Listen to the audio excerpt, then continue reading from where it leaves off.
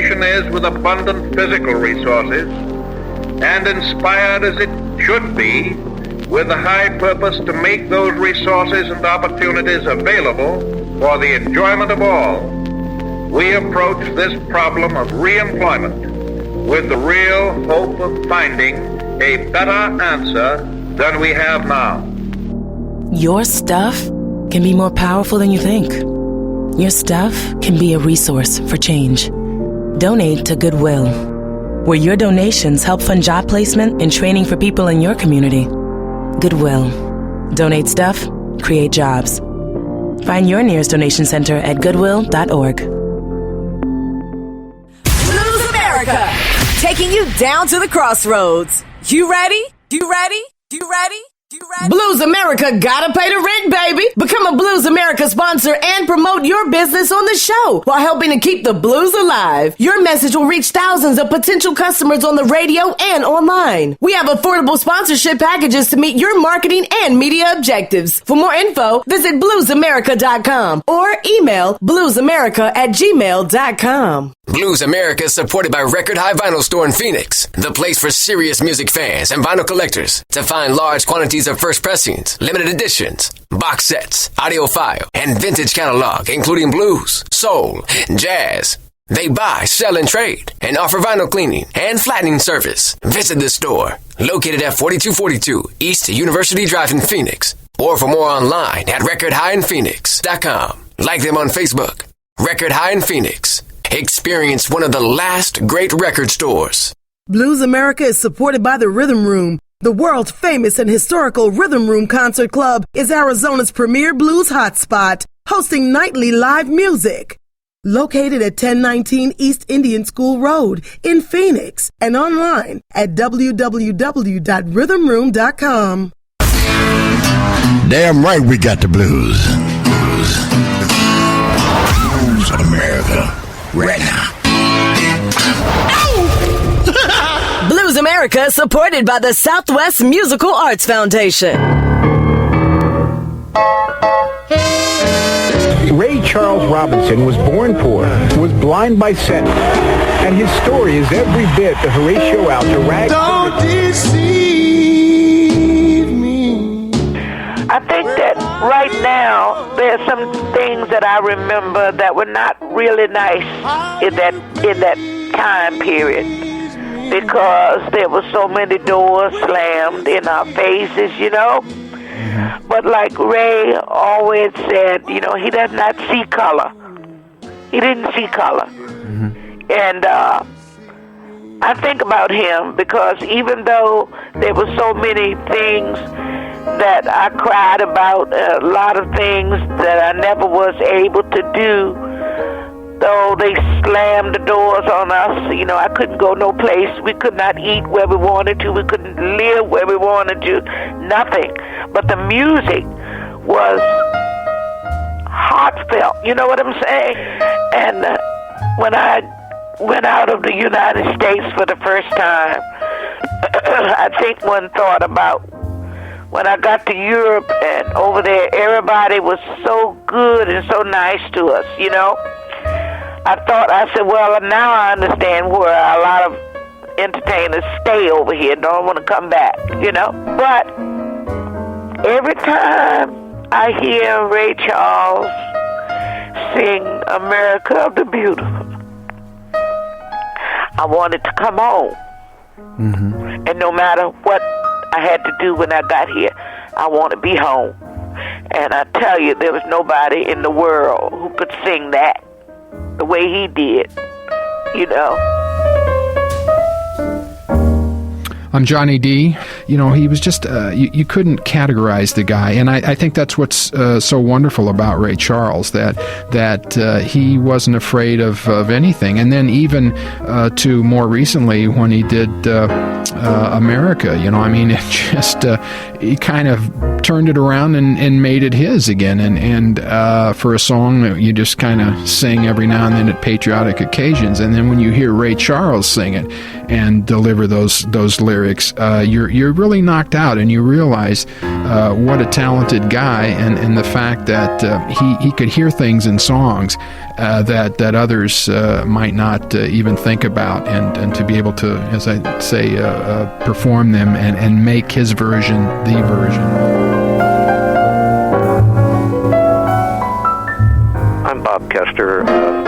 I operate Delmark Records. One of my favorite Rays is Beautiful for Spacious Skies. And that thing he did on Martin Luther King. I mean, he had an influence on an awful lot of people. When Ray Charles sings an American anthem, he's going to appeal to an awful lot of people who are subterranean racist. A little subconscious racism goes on in an awful lot of white Americans. And I think his contribution in that thing is profound. He did a thing on MLK that, those are masterpieces. And if they may be a little overarranged, I don't mind when the content is that strong, Hi, this is Marion McPartlin. Well, I think he liked the things that he did so often, like America the Beautiful. He must have loved those songs because he did them a lot in Georgia. I mean, he couldn't wait to do that. I think, I think he just likes all music, whatever it may be. I forget what I played. I know I composed something on the spot for him, and everything we did, he would say, "Oh, I like that.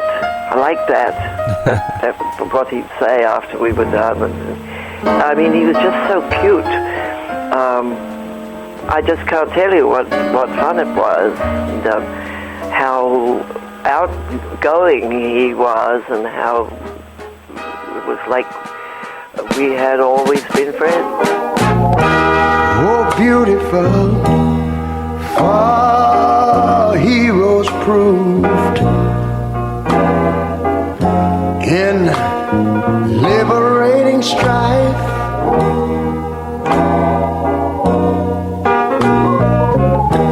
Who more than self their country loved, and mercy more than life.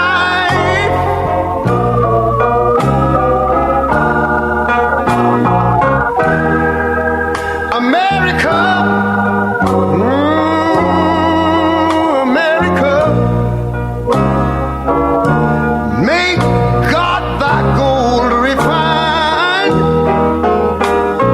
till all success be nobleness. Damn right! Damn right! We got the blues.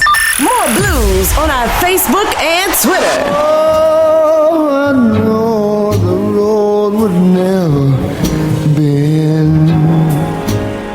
I'm Johnny D. For many years here in Phoenix, I did a show called R&B with Johnny D on several different stations, and certainly played a lot of Ray Charles music. A man ain't got no friend. You want to find out more about this guy, Ray Charles, and he certainly, when you look at his life, I mean, he lived it exactly the way he wanted. I say, you must have a... As we talked about earlier, was truly one of the first entrepreneur guys that put the whole package together with controlling the masters, with publishing, constantly touring. That's the other. Man, the guy was on the road all the time. He would be here and 2 or 3 times a year because, of course, as you go in and out of the West Coast, and especially in the old days when they had, the lousier roads, and it was on a bus, that was a long thing. And I know that James Brown mentions it later on as Ray got more successful. He was one of the first guys to have his own jet, and he realized that it saved him so much time that the band could travel on, but he could go back to L.A., record, do some business, whatever, and then fly out and make the show later that night. That it was something that James Brown right away bought a jet, and because he knew that was what Ray Charles did, so he knew that was probably a great idea. And Ray was just he was an innovator long before many of these things that we just take for granted happen, and he should be remembered for that as well as just the beauty of his music. And the bottom line, he brought the church into rock and roll radio. It was getting play and acceptance before on R&B stations in some of the markets, but to think that suddenly, Billings, Montana, Tempe, Arizona would be listening to What I Say, which was a whole lot different than everything else going on in 1959.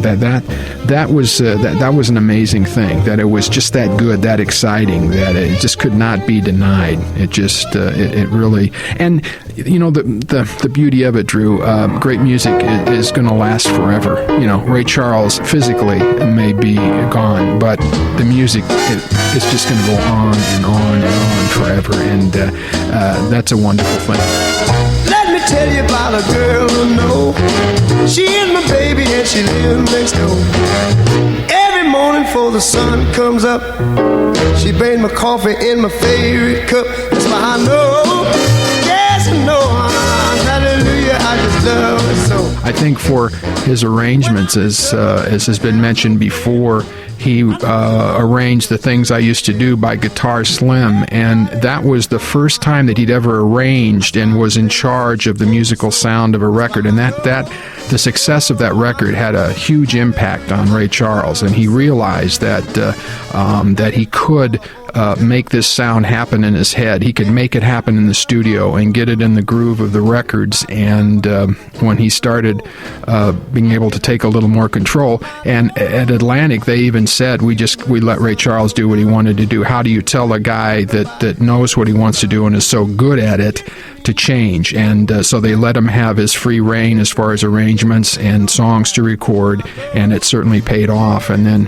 when What I Say hit, it was just gangbusters from there. They realized that they had the right combination of a recording artist and the fact that now he would do his own arrangements and write the songs and arrange them and record them the way he wanted to make it successful.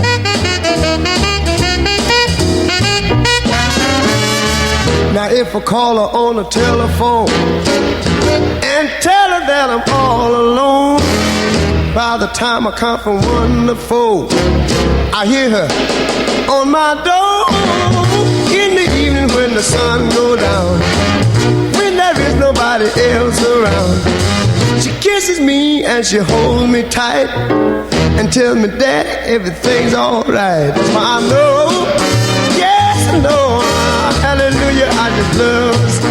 Oh, hallelujah, don't you know, I just love her so. And that was like grade school. First gospel, then a little grade school with those West Coast guys, and then the blossoming, and then maybe, I don't know, I don't think Old Age ever did set in. I liked a lot of his records. I'm Bob Kester. I operate little Delmark Records.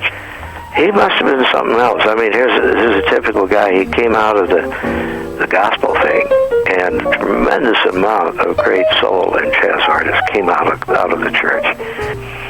Atlantic let him do an album on saxophone, and he did some guitar stuff.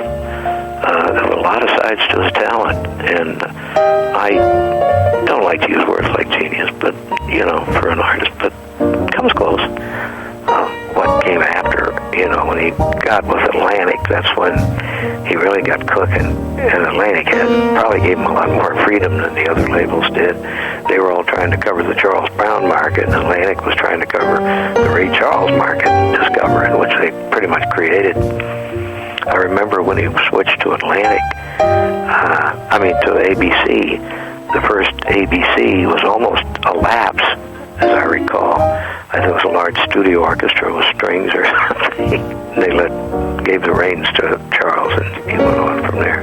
He eventually gave him his own label, Tangerine.